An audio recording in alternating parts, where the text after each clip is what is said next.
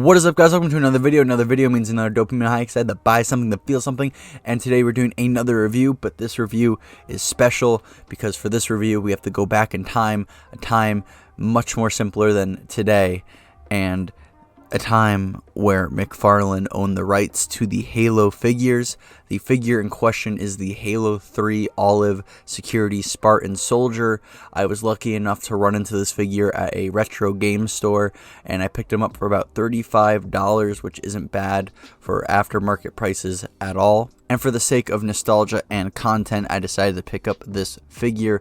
Now, it's been a very long time since McFarlane has had the rights to the Halo franchise, so obviously you're not picking this figure up in like a Target or a Walmart, or you're not really going to find them on Entertainment Earth or Big Bad Toy Store or anything like that. So if you do want to pick this figure up, you're going to have to go to an aftermarket site like Toy Wiz or eBay, somewheres like that. Fortunately though, on eBay, from what I've noticed, is that he averages for about $35, so the same price that I picked up this figure for. There are some people who are asking for a little bit more, so if you're willing to shell out a couple more bucks, there's those options as well. So if you do want to pick up this figure yourself, I'll put a link in the description to the eBay search. And yeah, so with all that said, let's get into the review. So taking a look at the packaging, here we have the figure in all of its nostalgia glory. Here we have, the figure, everything included. We have some beautiful brute weapons, a EMP device. We have the McFarlane logo, which I miss so dearly. And then we have, Master Chief and the Halo 3 logo. Going to the back, we have a bunch of other beautiful figures. A time where things were so much more simpler. And all these figures look really good. I want them. I am going down a rabbit hole making this video, because now I'm just going to want more McFarlane figures. And then, of course, we have an in-stores now little thing that, that's dated as fuck. You're never going to find any of these figures in a store unless it is a third-party retro store. And then, of course, we have some advertising for the customization features that they did include with the Spartans, which I think was really cool. And then we have the Bungie and the Xbox 360 logo, which makes me feel really fucking old. So yeah, for all my hardcore collectors out there, please forgive me for what I'm about to do. I think that's the first time you guys are hearing me actually at the table. So looking at the articulation, starting off in the head region, you can rotate his head 360 degrees, which is always awesome to see. And then you can have him look up and down a decent amount, so that's also really good to see on this figure. And then you can get a nice spherical 360 kind of rotation, so you can have him look pretty much anywhere as you want him to. So very satisfied with the range of motion in the head. So when it comes to the arm articulation, you can rotate the arms 360 degrees, which is always nice to see. And then when it comes to bringing up his arm, it is fairly limited due to the shoulder piece clashing with the harness. And then, of course, opening up his arm is limited as well because of that shoulder piece clashing with his body. But you can take off the shoulder piece and, swap out parts. But here, it actually allows for a greater range of motion when it comes to opening and bringing up his arms. So that range of motion is there, just, limited by the shoulder piece when you have it equipped, which, it is what it is. Take what you can get.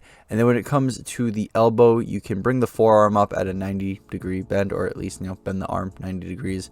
And, you can't get any shoulder taps or anything, which is unfortunate, but it is what it is. And then rotating the forearm 360 degrees is possible, so that's nice to see on this figure. Then when it comes to the hand, you can rotate 360 degrees and bend the wrist pretty much however you please. This hand is on a ball joint, which is, good to see. I know that we're used to pegs and peg holes now with the more newer figures, at least from what I've been seeing. So overall, fairly satisfied with the range of motion in the arms. And then when it comes to the torso, you can rotate it 360 degrees, which is already much better than the Jazzware figures. And then you can have them actually lean back and forth a decent amount. Not doing an ab crunch by any means, but that range of motion is still there nonetheless. So another thing that this torso has on the Jazzware torsos, and you can get a spherical kind of wibble wobble range of motion as well. So this torso is far superior than what we've been seeing with Jazzware, and I'm fairly happy with it. And then finally, taking a look at the legs, you can't really get a split out of him, but you can nonetheless move his legs in that direction. Just you're not getting a split out of him. And then you can rotate the legs 360 degrees, which is always good to see on a figure allows for a wide range of balancing and poses. And then when it comes to bringing his legs all the way up, you can do that. So if you want him to sit in a chair, he can. And then when it comes to the knee bend, you can get him to do about a 90-degree bend. You can't do any butt kicks, which is unfortunate to see. Yeah, Jazzware can do it, but it looks really weird. Here, you can't get the butt kick, but, his knee bend looks organic. And then you can rotate the calf 360 degrees, and when it comes to the foot, you can rotate it 360 degrees and bend however you please. So overall, fairly satisfied with the leg articulation on this figure, and overall I'm fairly happy with the overall articulation on this figure. Nothing is really bad. It's either decent or good, so very happy. And one note I want to make before moving on to the next segment of the video, I did cut this figure some slack when it comes to its articulation, because this is an older figure. Action figure technology and articulation, whatever you want to call it, was not as advanced as it is today. We have a lot more ways to better articulate our figures today than we did in 2007. So when you see me giving a Jazzware figure shit for having a really bad knee bend despite being able to do a full butt kick, is because the knee bend does not look organic and it looks really gross, whereas for this figure he can't do a butt kick, but at least his knee bend does look organic. So hopefully that clears some things up. What I'm trying to say at least hopefully makes sense to you guys. And with all that said, let's move on to the features and accessories. So for our weapons included, we have a pair of maulers for our boy to dual wield. Please bring back dual wielding. But goddamn, I think McFarlane went the extra mile here for the mauler here. This thing looks really good. They were able to get down all these engravings, pieces of the gun, just little details that make the mauler. They were able to just encapture and put on here, and it just looks really good. And then the paint job, the gun looks beaten, it looks weathered, it looks like it's been through combat. They were able to get all these lights down. This gun looks so good, and I think McFarlane did such a phenomenal job at recreating it. And I do think it's really cool that they did include two maulers, because in the game you can dual wield maulers, and they knew that their customers would want to display their figures dual wielding weapons and whatnot. And then for the final accessory, we have a radar jammer. Now there's not really much you can do. This is just a cool kind of accessory that they threw in with the figure. I think they did a really good job with the visual execution of this. They got the wrapping on the handle, the engravings along the entire ball, the lights that go along the entire ball. It looks worn, it looks used, it has some weathering on it. So I think they did a really good job at recreating this piece of equipment, and if you can find a better use for it than it just being a cool kind of display piece for your Spartan to hold, power to you. Going over the visual presentation of this figure, I think they did a phenomenal job with the visual execution. Starting off with the sculpt, there's so many little details they were able to get down in the armor, all the little engravings, all the lines, all the paneling, all the just extra pieces and bumps on the equipment that are in the game. When it comes to the undersuit, all the wrinkles, all the folds in the cloth, all that stuff, they're able to get down as well. And then even in his visor, they're able to get the little engravings on the top. Just overall, they did a really good job at nailing all the small and finer details that we would see in game when it comes to the security armor. And when it comes to the paint job, oh my god, I love this. I love this so much. Like, olive isn't my favorite color, which is fine, but just the fact that they panel lined this entire figure just to allow those smaller and finer details to pop out looks phenomenal. I love this when figures are kind of essentially panel lined, because it allows for smaller and finer things to pop out. And then, of course, they have the red line on his armor. That's the thing we see in multiplayer. So the secondary color they got down, which was a nice little touch.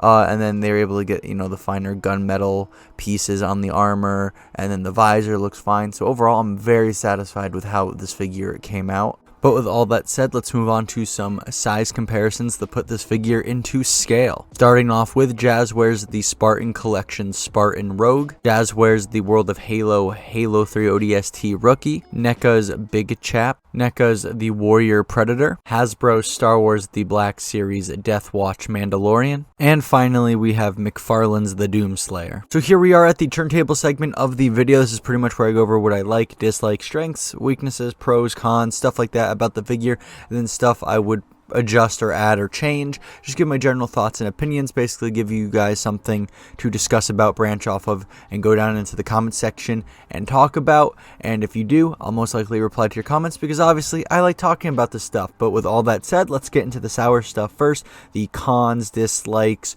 weaknesses, whatever you want to consider it. There's only really two things that do come to mind in this area of things. The first one being the limited articulation in the knees and elbows of the figure. Now, me personally, I'm not completely bothered by this factor.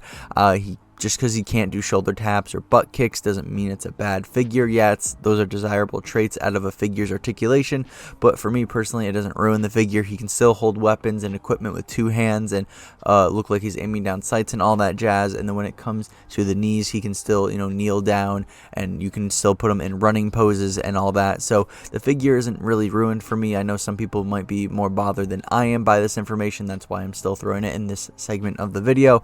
But that's the first one. And the second one being that his left hand has a harder time holding the mauler than his right hand. His right hand is a trigger finger hand made for holding guns, whereas left hand is just a holding hand made to hold larger pieces of equipment or the bottom of a gun rather than the actual handle of the gun. So sometimes the mauler would fall out easily of that hand, and I just kind of wish they gave us two trigger finger hands, because even with a trigger finger hand, you can still have your figures hold stuff, but that's just a preference that I have personally. Getting into the pros, likes, strengths, whatever you want to call it, for this figure, and that is the visual presentation of this figure. Now, yes, I know I have an entire segment gawking at the fact about how good this figure looks, and I can go on for hours and hours why this figure looks so good, but just goddamn, McFarlane went the extra mile to get all the tiny details for the undersuit, the armor, the weapons, the equipment. Just everything looks really good. It doesn't feel like anything's missing. It looks like everything is there, and I love that. And of course, the panel lining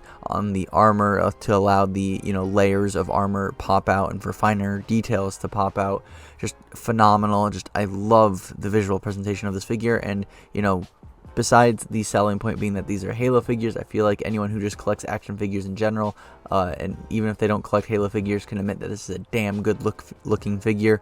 And yeah, so I really love how this figure looks, and I feel like that is this figure's strongest attribute. Normally I would go over my feedback, things I think they should adjust or change, but because this figure is made in 2007, there's no one to hear me out, so I'm not really gonna go over that. But my final verdict on this figure is that this is a good looking figure.